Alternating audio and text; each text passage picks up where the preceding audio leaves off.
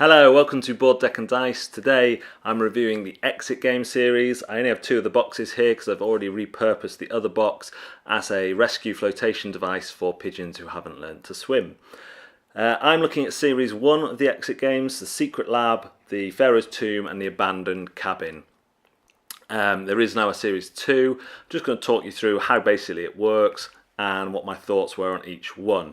In each box you will get a deck of cards, perhaps some other components, and the most important component, well, not one of the most important components, is the disc, encoder disc. Basically you will be working through the Riddle deck. There's 3 decks in there. The Riddle deck will lead you to some answers that you will input in the right place on the decoder disc. The decoder disc will give you, will give you a number which will take you to the answer deck, and you will look at that number card and it will tell you if you're right or wrong, and the way it handles being right is really good. I won't spoil that for you, anyway. There's also a hint deck, and the hint deck has 3 levels of clue for each puzzle. The first level just tells you which cards you should be looking at or which things you should be looking at. The second one tells you, gives you a bit of guidance, which direction you should be thinking, which direction your thoughts should be heading. And the third one gives you the full answer. I found that I would say don't be afraid to use the first hint if you're really stuck, because this is a game that, although it's fun and gives you that sense of satisfaction and makes you feel like a real clever boy or girl, I felt like a clever boy and girl on multiple occasions. Despite that, it can be frustrating if you're trying to figure out an answer and you feel like you're getting nowhere and you're doing increasingly stupid things to kind of try and figure out what this thing might be. So yeah, don't be afraid to use the hint deck. We've used it for every single one, and we've used between 4 and 6 cards in each one, I would say, but that has helped the enjoyment. There are times when you will have out in front of you parts of multiple riddles and not everything you need to solve all those riddles, so knowing that you're looking at the right things, that level 1 is perhaps all you need to solve a riddle. The best one for us was the first one we played, the Secret Lab. That one took us 1 hour 50 minutes, and it was the logic of the riddles was very coherent and internally sound. So they made sense to the light theme that's on it, which I'll talk about later. It took us the longest. We had to get into the system. We had to work out what was what. These are destructible games, so you'll be permanently altering the components. We had to get our heads around that. Once they're done, these are empty boxes. They've been binned because they're not no use to anyone. Recycled though. Yeah, it just stood up as the best one. We then played the Abandoned Cabin, which was our worst experience. The internal logic of the riddles let us down there. At least 3 of the riddles where we just felt like we'd never have any chance to solve them at all, even with all the right information in front of us.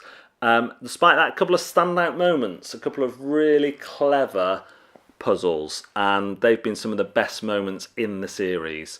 So a real contradiction, that set. Lastly, we finished with the Pharaohs Tomb, which was kind of between these two in terms of enjoyment and what we got out of it. Less internal logic than this one, but more than this one, and another standout moment. And that one took us 1 hour 15, and this one took us about 1 hour and a half. So we got gradually better. 1 hour 15 is where I want these to fit, really. Much longer. The frustration is more than the fun, despite in this one because it was the first experience. But certainly this one felt longer than it should have because of that frustration. So apart from the frustration, fun, balance, other negatives for people might be the fact that it's destructible. You throw it away, you change it. But I would say for the cost of a night out, less than the cost of a night out, you're getting a good hour, little bit more entertainment for 1 to, I would say, 3 players. We'll talk about that in a minute. So destructibility is not a problem for me. Theme, Yeah, they are all themed loosely in terms of the artwork and the codes that you're looking for. But in terms of story, you're getting a paragraph here and a paragraph at the start, paragraph at the end. What you have is a set of 10 puzzles to work through, and what you're looking for is that sense of achievement and feeling like you're really clever. Other negatives, player count. It says 1-6 on a box. Unless they make some changes to not been upside down the whole time. That will have annoyed some people. Unless they make some changes to the system, then 6 players is crazy in my eyes. Most of the time, you only have one solvable riddle in front of you.